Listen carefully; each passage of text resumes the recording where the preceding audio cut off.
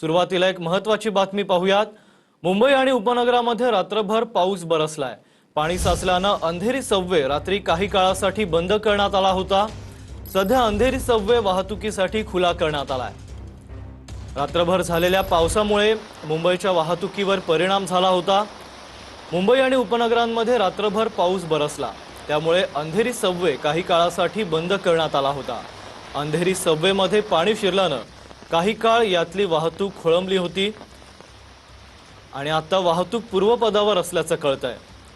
मुंबई आणि उपनगरामध्ये रात्रभर पाऊस कोसळला, याचा परिणाम आता अंधेरी सबवे मध्ये पाणी शिरल्याने वाहतूक बंदवर झाला होता। पाणी साचल्याने आता अंधेरी सबवे रात्रभर बंद ठेवण्यात आला होता। सध्या अंधेरी सबवे वाहतुकीसाठी खुला करण्यात आला आहे।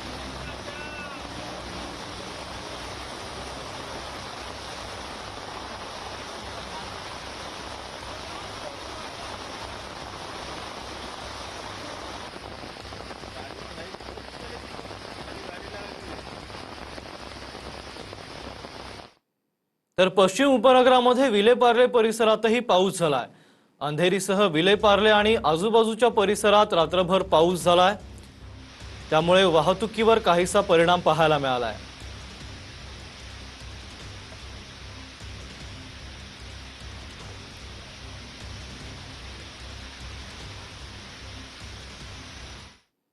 मुंबई सोबतच नवी मुंबईतही पाऊस बरसलाय। नवी मुंबईच्या वाशी परिसरात मुसळधार पावसाने हजेरी लावल्याचं दिसतंय। रात्री 2 वाजण्याच्या सुमारासची ही दृश्य आपण पाहू शकतोय। नवी मुंबईच्या वाशी परिसरात मुसळधार पाऊस झालाय, त्यामध्ये सखल भागात पाणी साचल्याचं चित्र दिसतंय। रात्री झालेल्या पावसामुळे रस्त्यावर पाणी साचलं होतं आणि त्याचा वाहतुकीवरही परिणाम झालेला पाहायला मिळतोय।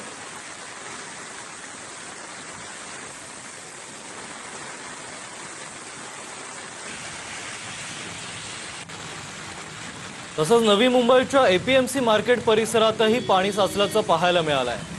नवी मुंबईच्या कृषी उत्पन्न बाजार समितीमध्ये पाणी साचल्याने तेथे व्यापाऱ्यांना आणि शेतकऱ्यांना त्रास सहन करावा लागलाय। तर आता मुंबई नवी मुंबई नंतर ठाण्यातही रात्री मुसळधार पावसाची हजेरी पाहायला मिळाली आहे। रात्री 11 नंतर ठाण्यामध्ये जोरदार पाऊस बरसलाय,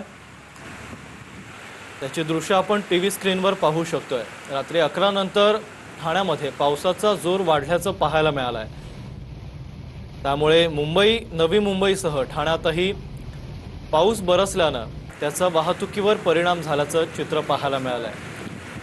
पाऊस आल्याने ठाण्यातील वाहतूकही काही काळ मंदावल्याचं पाहायला मिळालंय। ठाणे स्टेशन परिसर तसंच तलावपाली परिसरात मोठ्या प्रमाणात पाऊस बरसला आहे।